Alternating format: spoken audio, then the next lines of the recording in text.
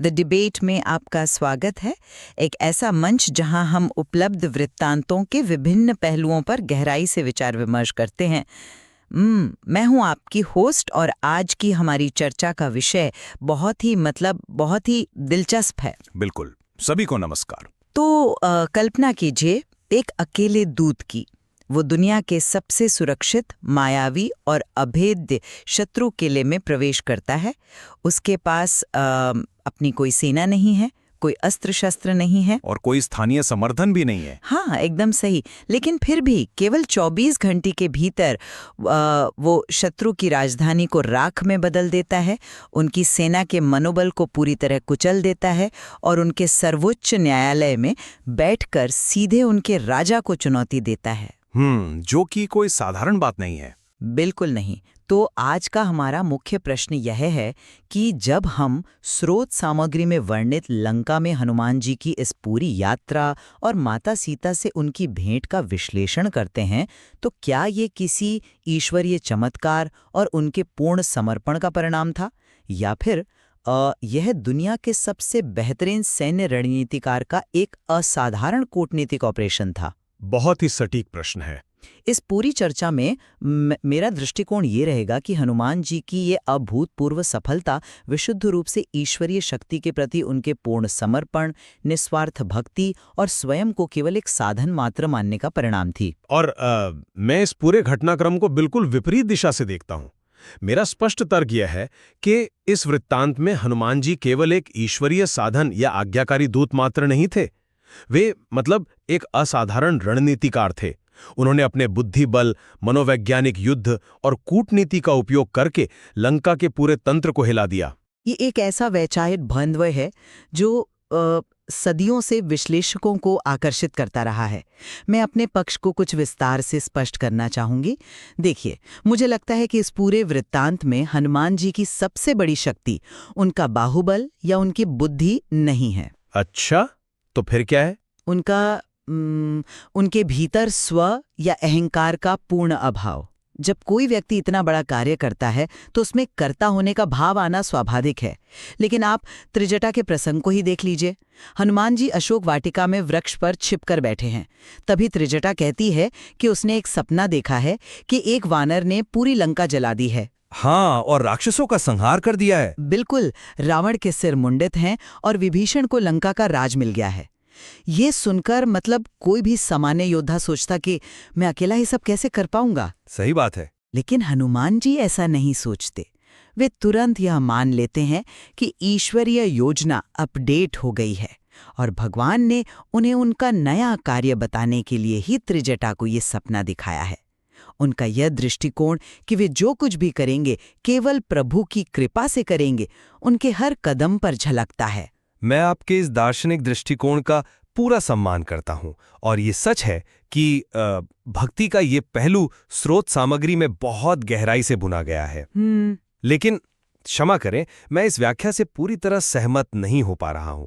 अगर आप उनके कार्यों का सूक्ष्मता से विश्लेषण करें तो हनुमान जी की सफलता का मूल उनकी त्वरित निर्णय क्षमता में निहित है। वे केवल एक निष्क्रिय साधन नहीं थे जो हाथ बांधे आदेशों का इंतजार कर रहे थे। लेकिन वो आदेशों का पालन तो कर ही रहे थे ना? पालन कर रहे थे, लेकिन उनकी हर चाल, हर निर्णय एक नपा तुला जोखिम था। जब माता सीता वियोग से अत्यंत व्याकुल होकर तारों और चंद्रमा से अग्नि मांग रही थीं, तब हनुमान जी ने अचानक उनके सामने कूदने के बजाय अंगूठी गिराने का एकदम सटीक समय चुना। सीता जी का विश्वास जीतने के लिए उन्होंने जानबूझकर संवाद की एक विशेष शैली अपनाई। उसके बाद अशोक वाटिका को उजाड़ना, राक्षसों को धूल में रगड़कर मारना और अपने पकड़े जाने की स्थिति को भी अपने पक्ष में कर लेना, ये किसी आज्ञाकारी सेवक का काम नहीं हो सकता। ये एक अत्यधिक कुशल सैन्य रणनीतिकार का काम है जो शत्रु के मनोविज्ञान से खेल रहा है। देखिए, आप उनके कार्यों को विशुद्ध रूप से कूटनीति और रणनीति के चश्मे से देख रहे हैं, मैं समझती हूँ। लेकिन मुझे लगता है कि हमें उनके और माता सीता के बीच हुए उस प्रथम संपर्क पर थोड़ा और गहराई से विचार करना चाहिए। बिल्कुल, चलिए उसी पर बात करते हैं। यानी अंगूठी गिराई, उस पर राम लिखा हुआ था। स्रोत सामग्री यह स्पष्ट करती है कि हनुमान जी उस मुद्रिका को अपने मुंह में रखकर पूरा समुद्र पार करके ले गए थे। इसके पीछे उनकी यह अटूट आध्यात्मिक आस्था थी कि जीभ पर राम का नाम रखने से कोई भी व्यक्ति संसार के सबसे बड़े भवसागर को पार कर सकता है। और जब उन्होंने वो अंगूठी नीचे गिराई और फिर छिपकर राम कथा का गान शुरू किया, तो उसका उद्देश्य कोई सामरिक लाभ लेना नहीं था। ये एक विशुद्ध, भक्तिपूर्ण और करुणामयी प्रयास था। एक पुत्र अपनी माता के दुख को सहन नहीं कर पा रहा था, इसलिए उसने वो कथा सुनाई। इसमें कूटनीति कहाँ है? ये तो विशुद्ध करुणा है। माफ कीजिएगा, लेकिन मुझे यहाँ आपको थोड़ा रोकना होगा। मुझे ये स्पष्ट करने दें। जी कहिए। ज्ञान को समझें तो यह एक अत्यंत उच्च कोटि की मानसिक कूटनीति थी। आप उस स्थिति की कल्पना कीजिए, एक अजनबी और घोर शत्रु क्षेत्र। जहाँ सीता माता महीनों से बंधक थीं। बिल्कुल, और चारों ओर से मायावी राक्षसों से घिरी हुई थी। स्रोत सामग्री में यह स्पष्ट उल्लेख है कि वह इतनी डरी हुई थी कि बंदर के चित्र से भी भयभीत हो जाती थी। ऐसे गहरे आघात और तनाव की स्थिति में किसी भी व्यक्ति का मस्तिष्क एक लड़ो या भागो, जिसे हम फाइट और फ्लाइट कहते हैं, उस रक्षात्मक स्थिति में होता है। ये मनोवैज्ञानिक स्थिति तो मैं समझ सकती हूँ। वे निश्चित रूप से अत्यंत भयभीत और अविश्वास की स्थिति में रही होंगी। हाँ, और इसीलिए यदि हनुमान जी सीधे उनके सामने आ जाते तो सीता जी चीख पड़ती या उन्हें कोई मायावी राक्षस समझ लेती। ये ठीक वैसा ही है जैसे एक कुशल वार्ताकार किसी बंधक का विश्वास जीतने के लिए पहले संकेत भेजता है। वो अचानक बंधक के सामने नहीं जाता। अच्छा, तो आप इसे नेगोशिएटर के नजरिए से देख रहे हैं। बिल्कुल। हनुमान जी ने सोने की अंगूठी गिराई क्योंकि सोने का चमकता हुआ पीला रंग उस अग्नि की चिंगारी जैसा था जिसे सीता जी मांग रही थी। उन्होंने उनका ध्यान आकर्षित किया, लेकिन सामने नहीं आए। यह मस्तिष्क के रक्षा तंत्र को शांत करने की एक तकनीक है, जिसे कॉग्निटिव ईजिंग कहते हैं। एकदम सही। उन्होंने छिपकर कथा सुनाए ताकि सीता जी मानसिक रूप से उनके अस्तित्व को स्वीकार कर सकें। और इस कूटनीति का सबसे बड़ा प्रमाण तब मिलता है जब सीता जी पीछे मुड़कर देखती हैं, तब हनुमान जी एक अत्यंत सटीक पासवर्ड का उपयोग करते हैं। पासवर्ड? आप किस शब्द की बात कर रहे हैं? वे कहते हैं, सत्य शपथ करुणा निधान की। उन्होंने जानबूझकर करुणा निधान शब्द चुना क्योंकि वे जानते थे कि सीता जी राम जी को इसी अंतरंग नाम से पुकारती हैं। यह केवल भावुकता नहीं थी, यह शुद्ध कूटनीति थी। अरे वाह, ये संकटमोचक वार्ताकार वाली उपमा निश्चित रूप से सोचने पर मजबूर करती है। ये विवरण बहुत ही रोचक है। धन्यवाद। लेकिन मैं समझती हूँ कि आप ऐसा क्यों सोचते हैं, पर मुझे एक अलग दृष्टिकोण प्रस्तुत करने दें। मैं यहाँ एक बुनियादी उलझन महसूस कर रही हूँ। जी बताइए। यदि हम पल भर के लिए मान भी लें कि उन्होंने करुणा निधान शब्द का प्रयोग एक सोची समझी रणनीति के तहत किया था, तो उसके ठीक बाद जो घटित होता है वो रणनीतिक व्यवहार के बिल्कुल विपरीत है। विपरीत कैसे? सीता जी उनका विश्वास कर लेती हैं। हनुमान जी कहते हैं कि माता, मैं आपको अभी अपनी पीठ पर बैठाकर यहाँ से ले जा सकता हूँ, लेकिन वे ऐसा नहीं करते। क्यों? क्योंकि उन्हें केवल खोज करने का आदेश था। बिल्कुल। वे स्पष्ट कहते हैं, दुहाई रघुनाथ जी की।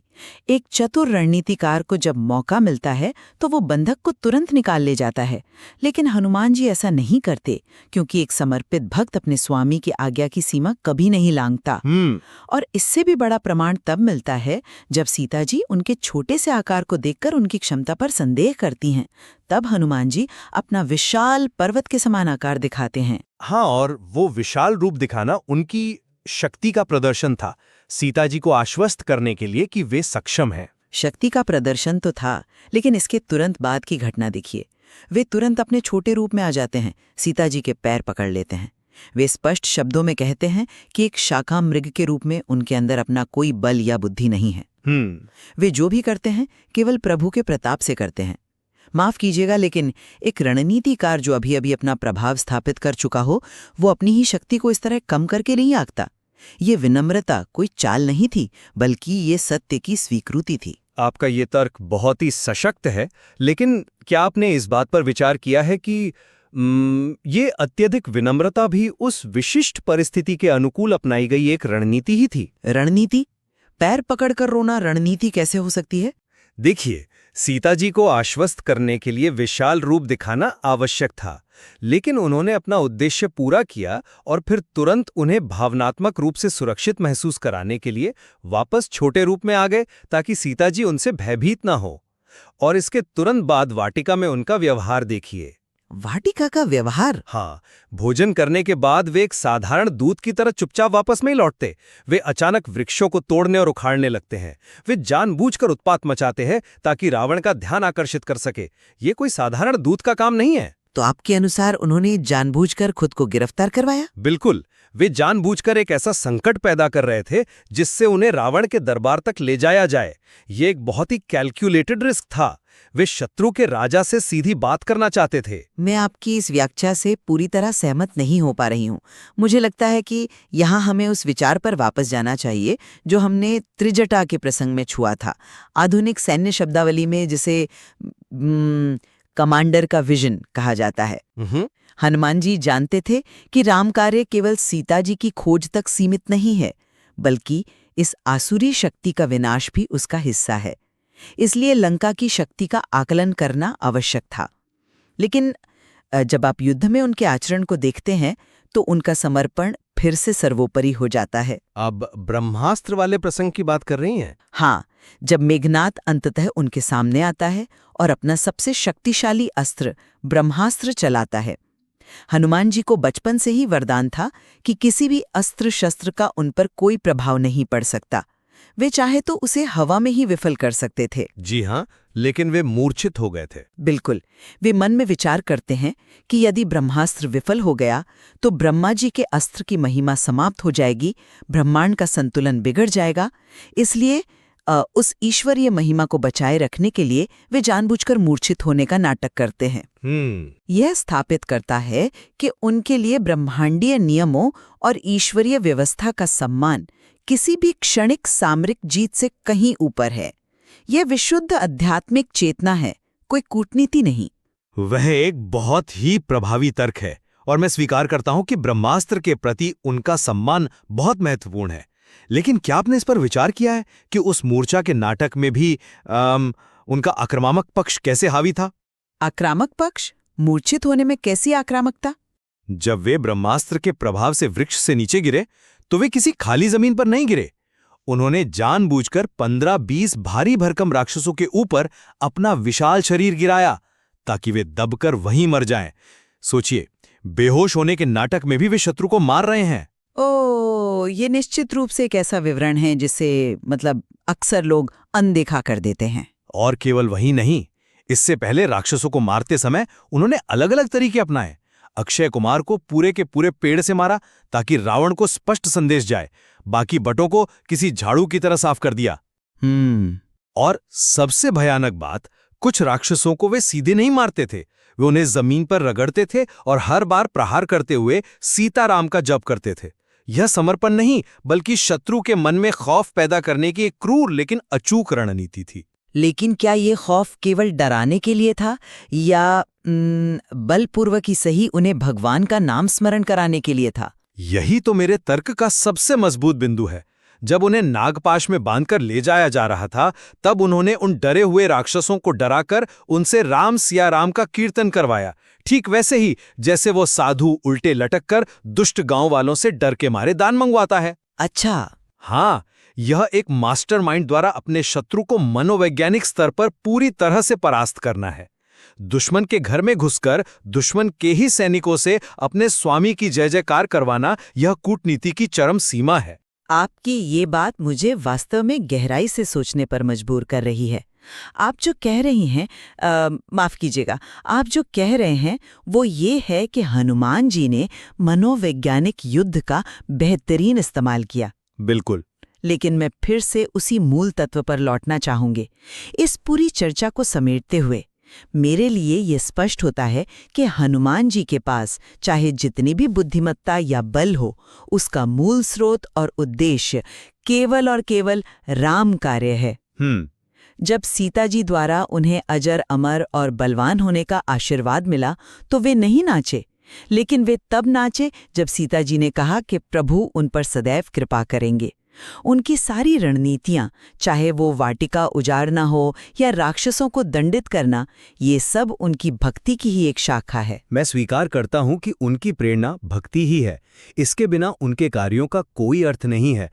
लेकिन इस वृत्तांत से ये भी सिद्ध होता है कि केवल अच्छी नीयत काफी नहीं होती। तो आप मानते हैं कि रणनीति भी उतनी ही जरूरी थी? बिल्कुल।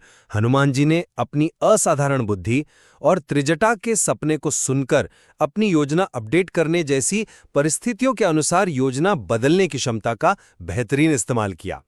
उन्होंने सिद्ध किया कि ईश्वरीय कार्य को सिद्ध करने के लिए बुद्धिमान होना भी आवश्यक है। मुझे लगता है कि इस गहन विमर्श के बाद हम दोनों इस बात पर सहमत हो सकते हैं कि ये स्रोत सामग्री किसी एक सरल व्याख्या तक सीमित नहीं है। इसमें एक ही चरित्र के भीतर अत्यधिक विनम्रता और अत्यधिक आक्रामकता का एक बहुत ही जटिल मिश्रण है। सही कहा। शक्ति और समर्पण परस्पर विरोधी नहीं है। जब असीम शक्ति का मिलन निस्वार्थ समर्पण से होता है तो वो एक ऐसा वृत्तांत बन जाता है जिसे समझने के लिए और भी कई परतें खुलती जाती हैं। सचमुच ये बहुत ही सुंदर निष्कर्ष है। बिना किसी को विजेता घोषित किए हम ये कह सकते हैं कि सत्य शायद इन दोनों दृष्टिकोणों के बीच कहीं बहुत गहराई में छुपा है। श्रोताओं, हम आशा करते हैं कि आज की इस चर्चा ने आपको इस परिचित कथा पर अपने स्वयं के निष्कर्ष निकालने के लिए प्रेरित किया होगा। द डिबेट में हमारे साथ जुड़ने के लिए आपका बहुत बहुत धन्यवाद। धन्यवाद।